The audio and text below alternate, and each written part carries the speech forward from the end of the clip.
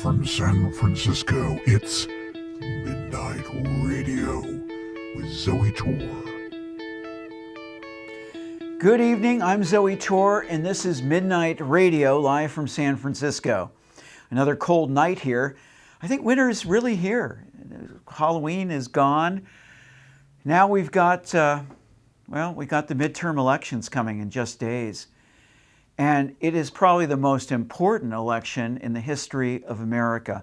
Because you know what's on the ballot? Democracy. November 8th, you're voting for democracy. The right to do what you want with your body if you're a woman, and to live in a free and open democracy. So I want to tell you an American story. If you live in New York and find yourself in the Lower West Side in Greenwich Village, you may want to try the restaurant at 129 McDougal Street, La Laterna di Vittorio. To look at the place, you'd see just another ordinary brick storefront, a romantic, lantern-filled restaurant. Well, you should eat there. Not just because the food is great.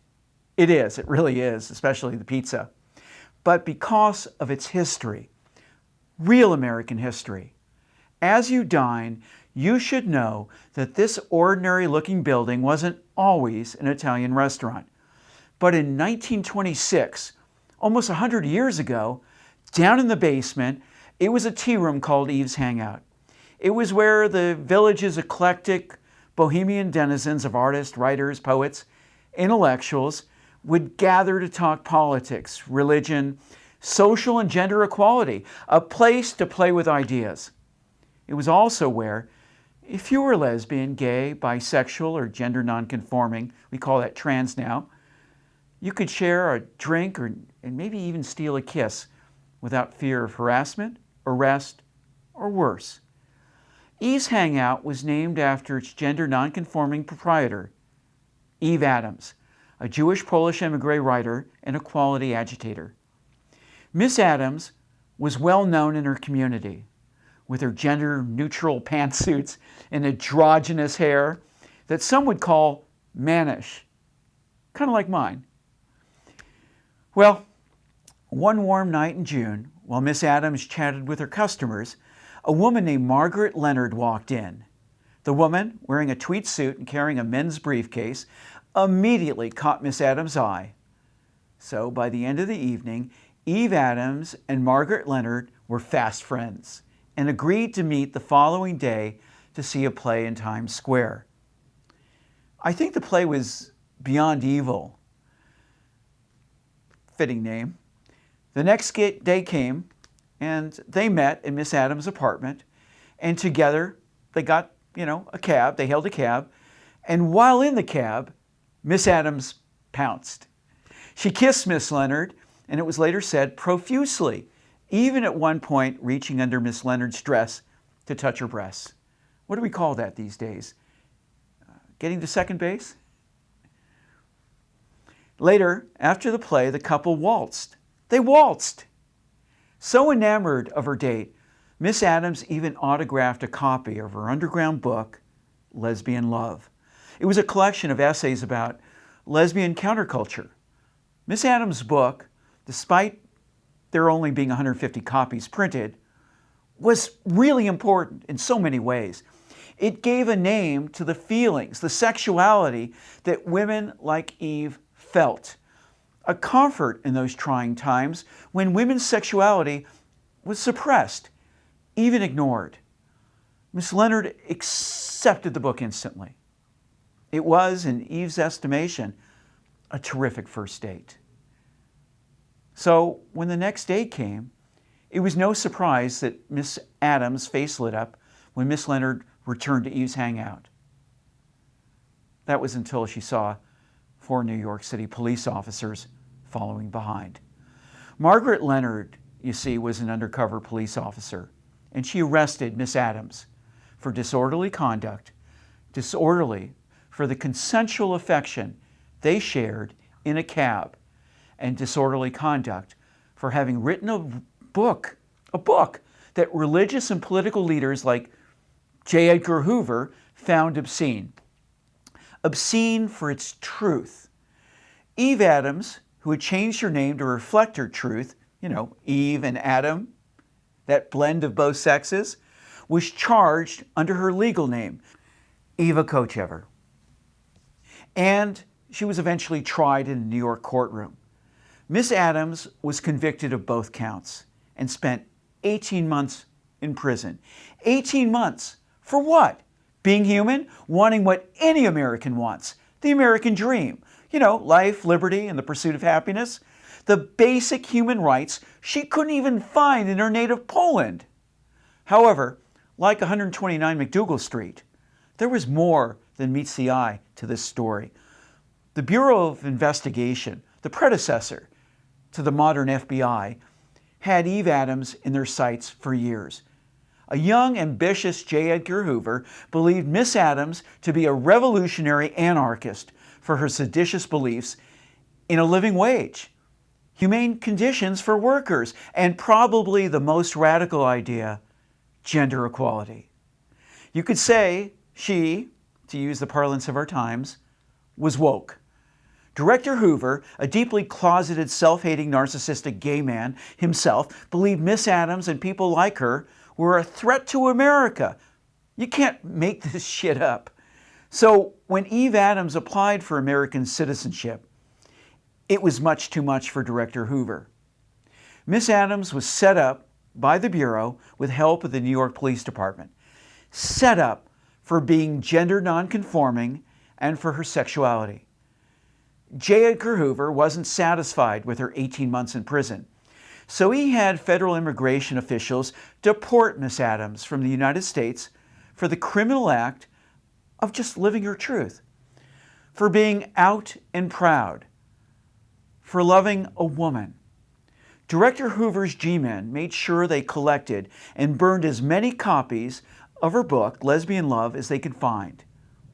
It was the goal of the United States government that Miss Adams and her seditious book be erased. Miss Adams was deported back against her will to her native Poland, where every day was a fight, a struggle for just a scrap of bread. You have to understand what Poland was like in the 20s. The government excluded Jews from public office, from obtaining business licenses, bank loans, practicing medicine, even the law. Being a woman and Jewish was even worse, much worse. Her situation only improved when she was able to scrape up enough money to relocate to Paris, where she thrived. Miss Adams met a woman there named Ella Olstein-Soldner. They fell in love and moved in together. Those must have been some of their happiest days, just being free and being able to be themselves. But those days were short-lived. By the late 1930s, Adolf Hitler and his jackbooted Nazi sycophant nationalist were on the march. Members of the LGBT communities in Nazi-controlled states were targeted. First, with restrictions on education, then came employment, travel, and eventually their very freedom. They were even forced to wear an upside-down pink triangle, exposing them to their families, their friends, and their neighbors as queer.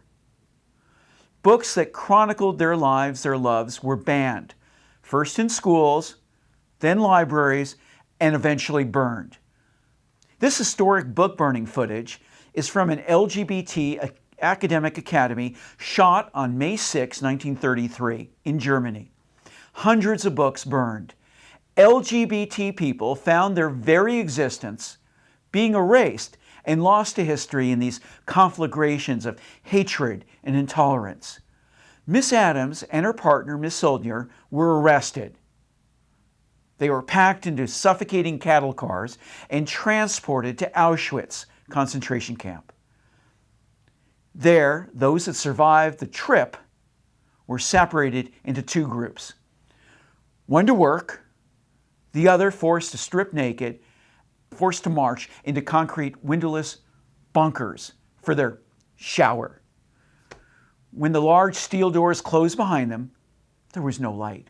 Men, women, and their children held each other while they screamed in terror. You see, shower was a euphemism used by Auschwitz Nazi guards to trick their victims to walk freely into one of Auschwitz's many gas chambers. 2 days after arriving in Auschwitz, Eve Adams and her lover, Ella Olstein-Soldner, were dead, murdered by Hitler with the help, in no small part, by the New York Police Department, police officer Margaret Leonard, and the courts. America, once paragon of truth and justice in the American way, J. Edgar Hoover also was responsible. They say what happened to Eve Adams couldn't happen here again. But it has. Just this year, despotic American firsters like Floridian Governor Ron DeSantis has used state laws to erase lesbian, gay, and bisexual, transgender people from schools with his Don't Say Gay laws. Books with LGBT characters have been banned from schools and public libraries. Transgender students have been stripped of their right to play sports. They're kids. Doctors are now threatened with license suspension, even prison, for treating their transgender students. DeSantis isn't alone. Texas Governor Greg Abbott, with the help of his Attorney General, has threatened doctors for treating transgender children. Hospitals, too, have been targeted by state regulators for treating transgender children. Child Protective Services employees have been ordered to open investigations of child abuse against the parents. In the last few years, hundreds of laws targeting the LGBT community, specifically transgender children, have been codified before our very eyes. If you love America and her promise of democracy, equality, and the pursuit of happiness, you've got to vote. Tuesday, November 8th, vote to save this country from the treachery of those that use the politics of division and religion to destroy all that we have built together, that we spilled blood for. Stand up against the white nationalist, the Greg Abbotts, the Carrie Lakes, the Ron DeSantises, and against the America First movement's narcissistic leader, Donald J. Trump. Never forget. Please vote this November 8th. Thank you. We'll be right back.